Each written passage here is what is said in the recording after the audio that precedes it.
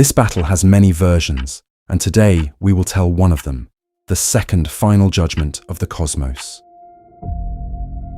Peace after the Titanomachy was still recent, and the Olympian gods were only beginning to embrace their new order.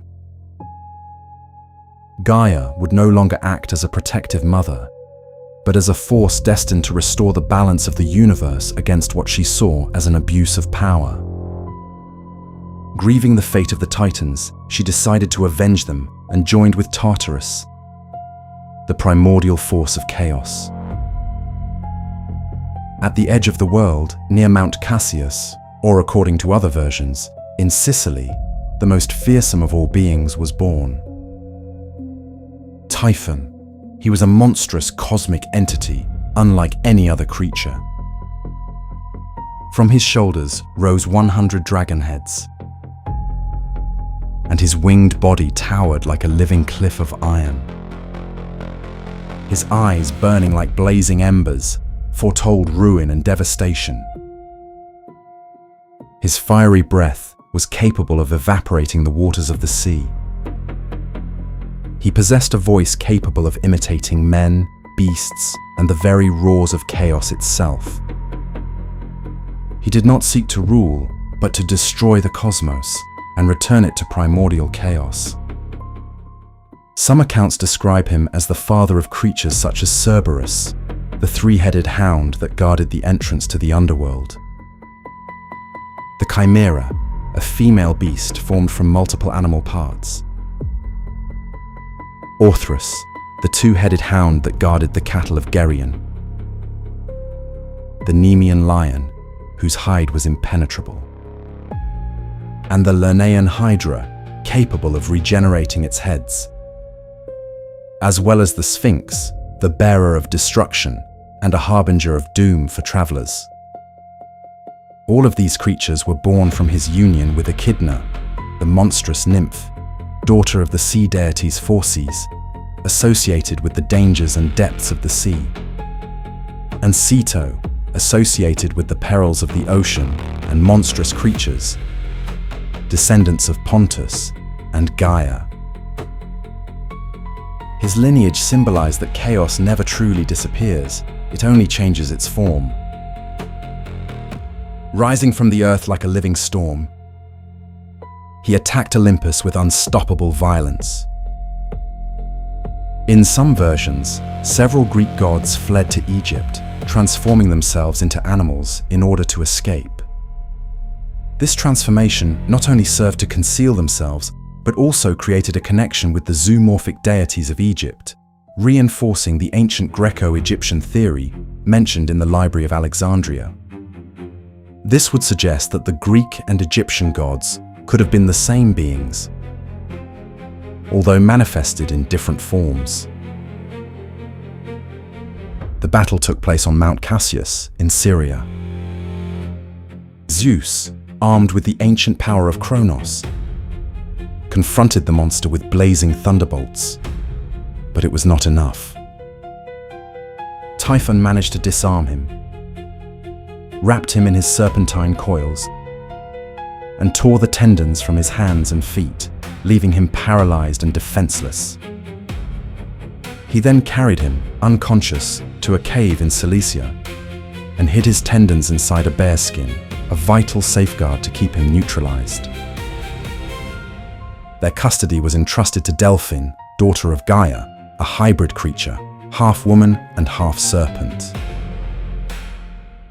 In some versions, Hermes, the messenger of the gods, and Pan, the god of the wild and of rustic music, rushed into the cave to aid Zeus.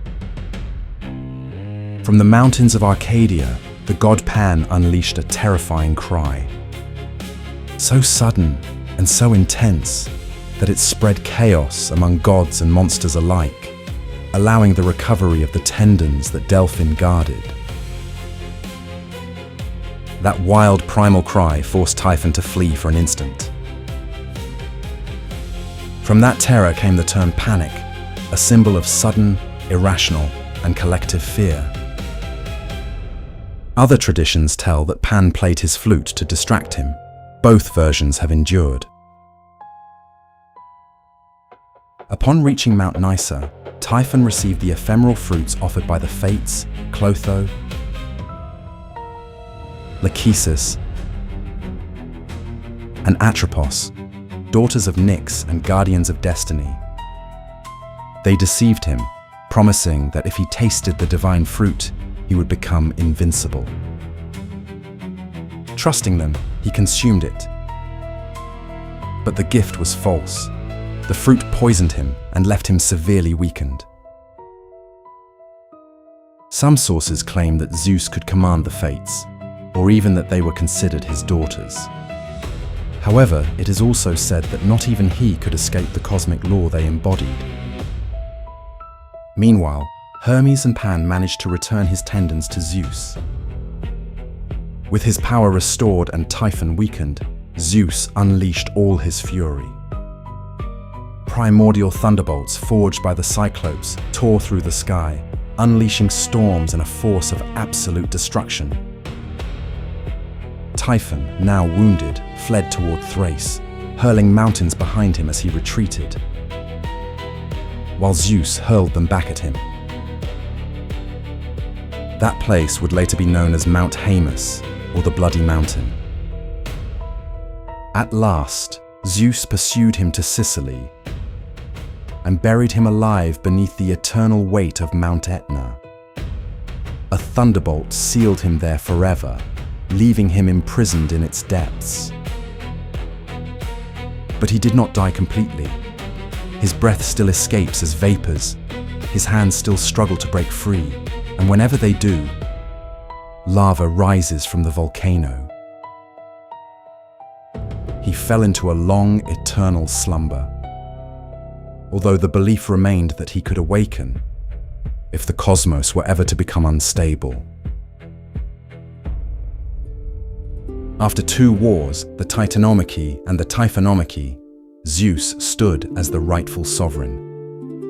Wielding his power, he summoned his brothers and allies to the sacred heights of Mount Olympus, making it clear that it would no longer be merely a geographical elevation, but also the spiritual center of the world.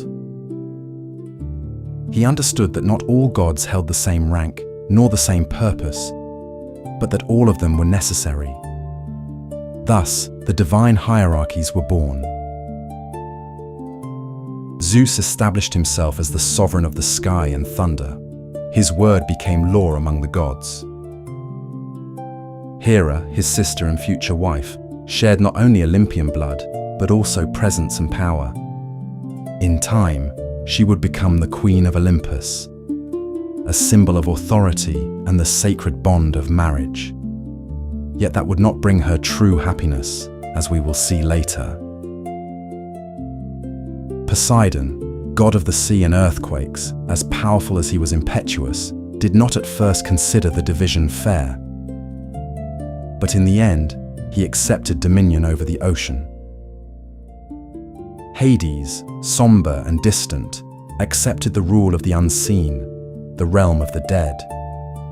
He did so without open resentment, though always maintaining a palpable distance from the others.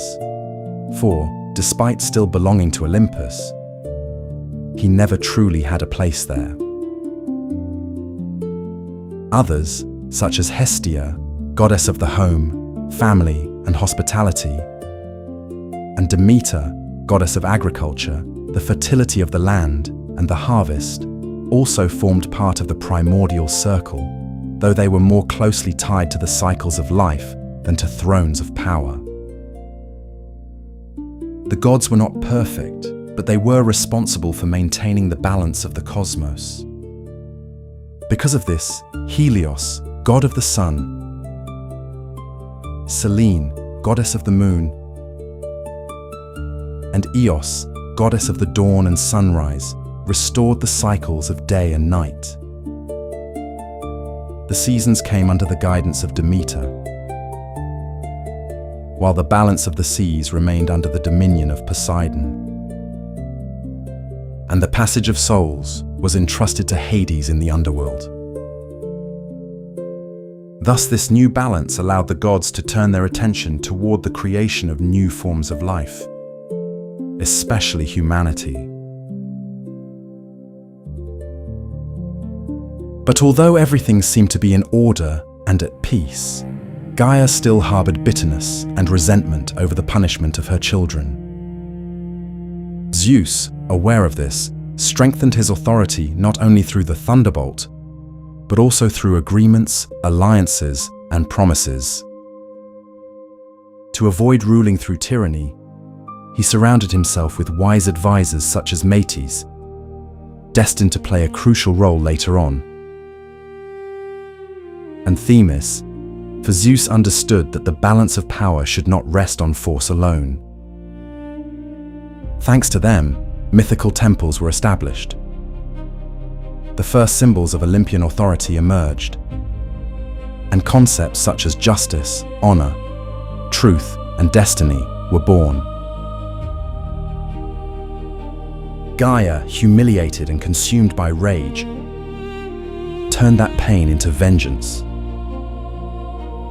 She summoned the giants, her children, beings who had not been born from love or divine creation, but as the cosmos' violent response to the spilled blood of Uranus. They were beings of savage appearance and immense strength, even fiercer than the Titans. Some even possessed serpent legs or dragon scales. Through their connection to Gaia, the Earth Mother, some possessed the power to control the natural elements: fire, earth, rocks, and volcanic eruptions. They grew up with bitterness and hatred toward the Olympian gods. Meanwhile, the oracle, half divine and half prophetic, revealed a message to the Olympian gods about the future. No god would be able to defeat the giants unless aided by a mortal. Upon learning the prophecy, Gaia sought an herb with which to prepare a potion capable of protecting the giants. The myths do not openly state that all the gods fathered children because of this prophecy, but they do recount that many had mortal offspring during that period, or shortly afterward. The warning was clear, and the gods, one by one, began to plant their descendants upon the earth. Not out of love or desire, but as a strategy of power. Each divine seed would become a future sword, a shield, a hero. Thus, Zeus fathered Heracles, better known as Hercules, who would possess superhuman strength. But he was not the only one.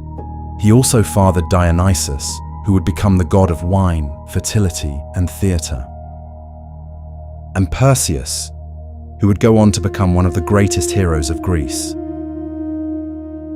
These were only some of the many children Zeus fathered, born through countless deceptions. Thus the age of the pure gods was coming to an end. The age of mixed blood was beginning. The heroes, born from the eternal and the mortal. To continue this story, we will travel forward through time, many years into the future, because although some traditions place the Gigantomachy before the battle against Typhon, in this narration I will follow a different order, as it allows me to better understand the true magnitude of each battle.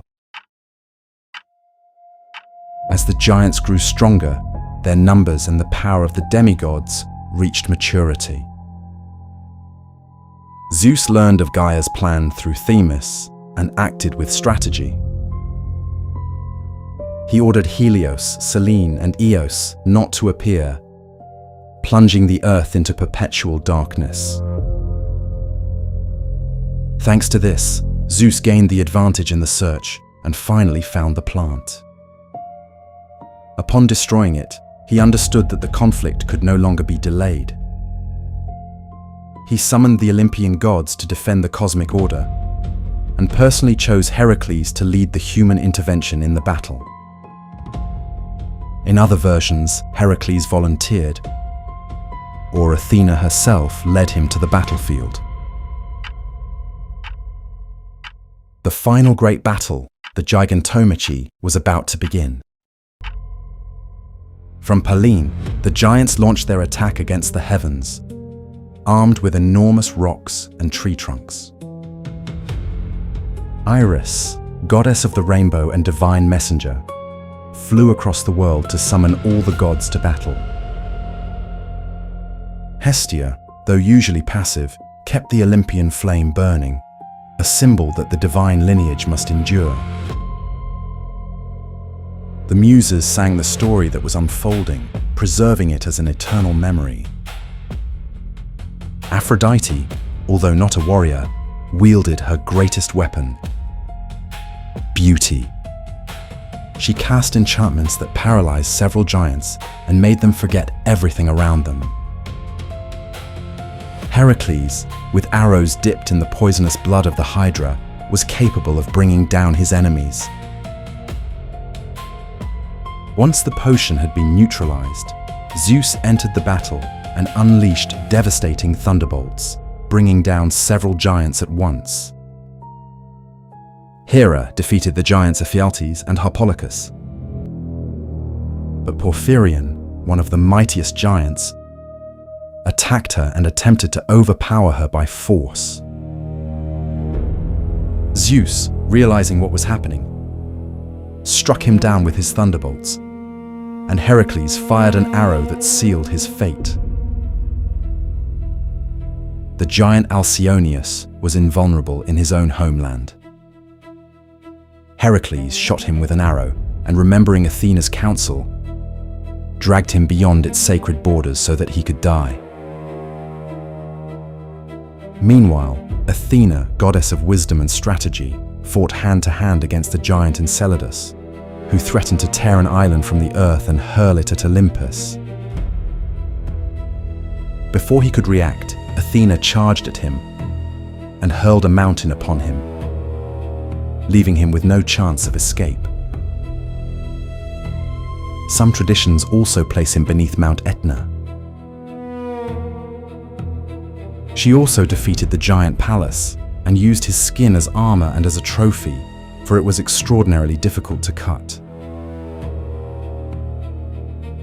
Ares, god of war, fought directly in hand-to-hand combat.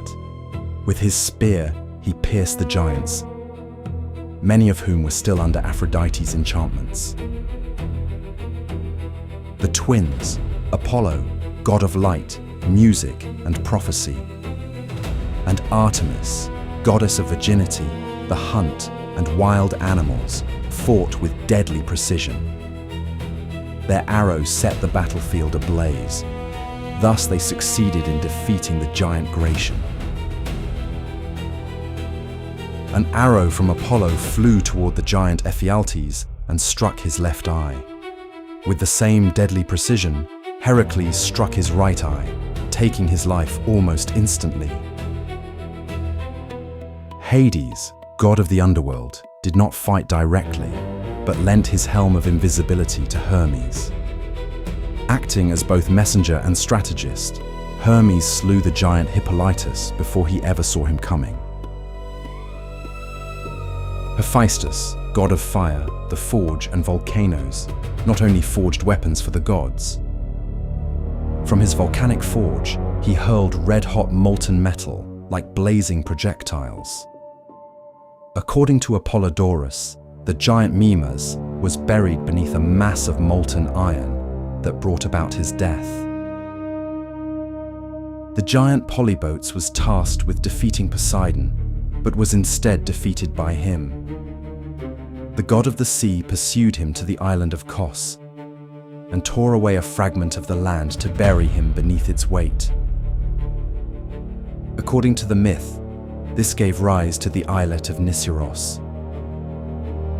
Demeter crushed the giant Erysichthon like a destructive force bound to the fury of the earth. Dionysus, god of wine, fought against the giant Eurytus and wielded his thyrsus, a sacred staff wrapped in ivy and at times wreathed in fire to stun his enemies. Although it is not said that he intoxicated all the giants, he is portrayed as a god who confused, drove them into madness, and threw the battlefield into disorder. Hecate, the Titan goddess of magic and witchcraft, reduce the giant Clytius to ashes with her infernal torches. Armed with their bronze maces, the Fates slew the giants Thun and Agrius. After a devastating war, the conflict finally came to an end. The giants, overwhelmed by the gods of Olympus, fell one after another. Those who did not perish were destroyed by Zeus with his thunderbolts and were buried beneath lands that still tremble today with their restrained fury. After the giants' final roar, the cosmos was left wounded but not broken. The heavens, shaken by lightning, and the earth, torn apart by roots of fire, fell silent. Zeus, conqueror of storms, raised his scepter and summoned the assembly, preserving the heavens and the supreme throne.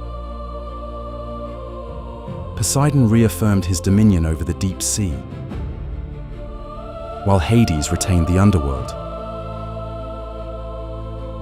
This reaffirmation was not a new division of power, but a solemn confirmation, now upheld by the younger gods. Gaia, the Earth Mother, remained silent, for her role as the vengeful mother and creator of monsters had come to an end. And so, one by one, the gods of Olympus returned to where they belonged. To the heavens, to the throne of Olympus, to sacred temples, to music and lyres, to prophecies, to the eternal forests, to the depths of the sea, and to the thresholds of mystery. It was peace, but a peace still in its youth. The cosmic order had been established,